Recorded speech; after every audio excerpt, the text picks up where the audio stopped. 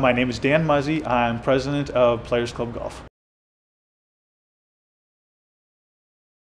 The National Golf Foundation does a model for probability rounds. So in a certain area based on per capita, there's a certain amount of rounds that should be played in that area. In a 5-mile radius from Bundy and Olympic Boulevard, we place, I think, second in the nation for predicted rounds should be played in that area per capita. In the actuality, we place like 137th in the nation. So that either means that nobody likes to play golf in this 5-mile radius, or there's just not enough golf courses to substantiate the amount of rounds that are being played. And that's what I figure, because Rancho Park is the only public 18-hole golf course between the valley, between the airport and downtown and the beach. So there's not enough public facilities for people to practice and play the game of golf, unless you want to drive or commute. When we first got the space, we had, like I said, this area designed just for the workout area. We had that put in, then we started adding pieces to that. Then I kind of got a feel for the space of, you need at least 10.5-foot ceilings to put each one of these simulators in. So we kind of took a rough kind of sketch with chalk lines of where we want it, and this is the best configuration we came up with. So we could fit 3 in here at these angles, I would say, for this is a 50 by 50 square foot facility. It took us, like I say, you have to order them, so they're anywhere from 4 to 6 weeks to get. The equipment is the same thing. You order the equipment 4 to 6 weeks. So we, from initial signing up the lease to actually being up and running, took us 6 months, and we've been up and running now for about 3-4 months. I like to say people come in and they feel comfortable. They come in, it's supposed to be, this facility is supposed to be my living room, it's supposed to be my tree fort. So when people come in here, I want them to feel as comfortable as possible, like they were always going outside and playing with their buddies. That's what golf's about. It's a very social sport. Most people will go out with their friends. If not, they'll make friends on the golf course. Saying it's a great business tool. It's a great social sport, so I wanted to be able to have a social side to this as well. So when they come in, I try to make everyone feel like they're a part of the group. If you can make it as comfortable and social as possible, that people can come in and take their shoes off right in front of you and put their golf shoes on, say, how you doing, what's going on, how was your day today? My day was great. Would you like to come and maybe play with me over here because my guy can't show up? Same thing you would on the golf course, and that's why I try to make it. We started off doing hourly.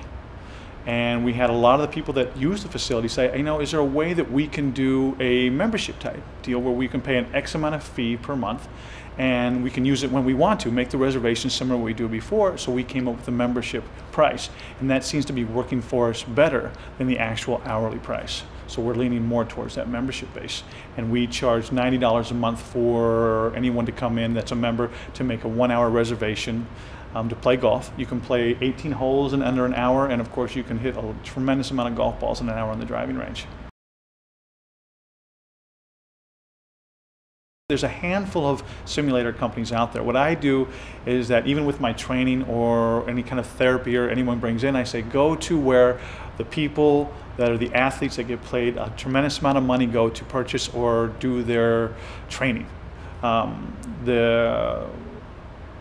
Who has these? Michael Jordan, Donald Trump, the heads of Nike, Titleist, they all use these simulators. Same with, I want to say the PGA Learning Center is now using these. Steve Wynn is supposedly putting those in his high roller suites. They're using these particular simulators on cruise ships now, certain higher end cruise ships. So I figured, well, if everyone that has enough money to spend on what they want, these have to be the best. So I went from there.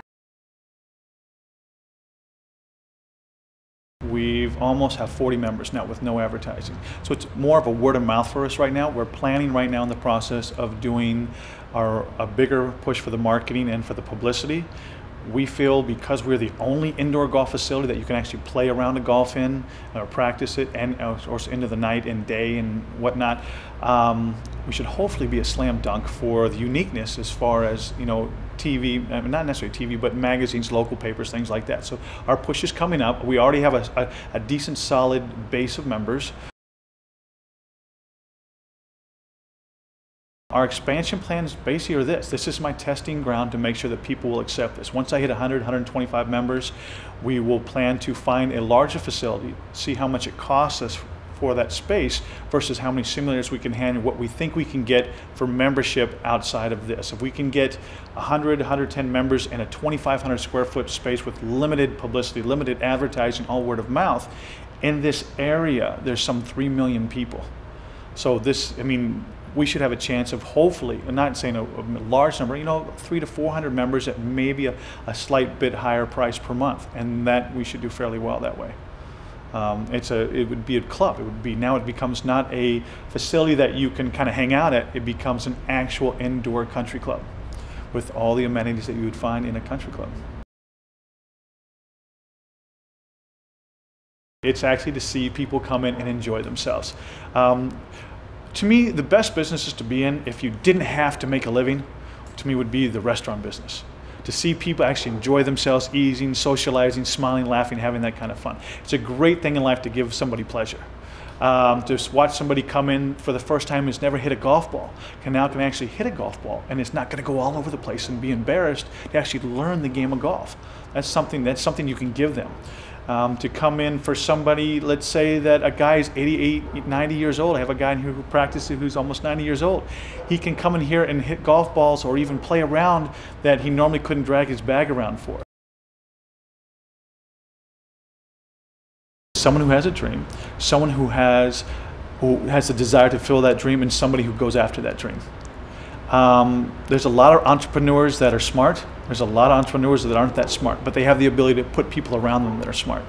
That's it. I would say entrepreneur, whether you become successful or not, is kind of like whether you can put the icing on the cake, because all the ingredients you have to put together to make, and whether that bakes on time or whatever you do, that's up to how you, I guess, fulfill that, how you put your team and everything else together to make it work.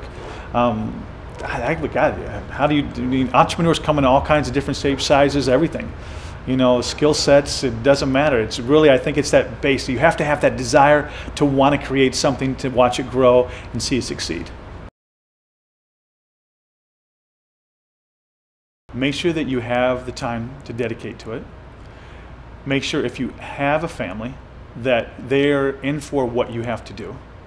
I mean, that's a huge thing. You have to have a team, whether it's business people around you or even your loved ones. They have to know, your wife, kids, everything, that this is going to take time and we're all going to have to work through it together, because that's a big part. There can be a struggle there. Make sure that you do start with enough money to give yourself at least 6 months of working capital. Unless you have this big financial package or something else, you do need money to survive right off the bat. Nothing ever goes according to plan. Whatever you think it's going to cost, add 20%. And sometimes let other people help you do that.